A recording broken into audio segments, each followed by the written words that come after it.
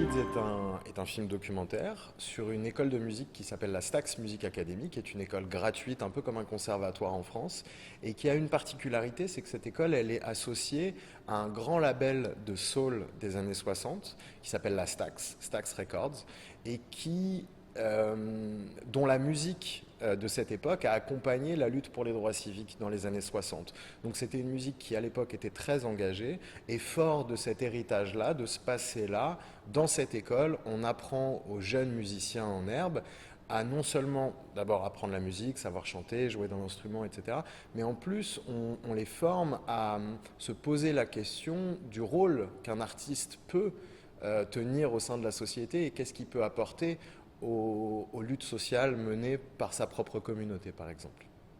Pour faire le film, j'ai fait plusieurs voyages aux États-Unis. J'ai d'abord fait un premier voyage de repérage. Donc, ce qu'on appelle les repérages, c'est on va sur place et puis on cherche un petit peu ce qu'on a envie de filmer, à rencontrer les gens, à trouver des décors et à se demander ce qu'on a envie de raconter profondément.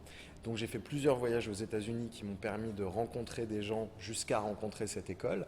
Et puis ensuite, une fois que j'ai trouvé l'école, on était 3, et on a passé 8 semaines en tout là-bas, étalés sur 2 voyages. Donc le film, voilà, on a passé 8 semaines dans l'école. Et est-ce que donc vous avez été bien reçu par les habitants?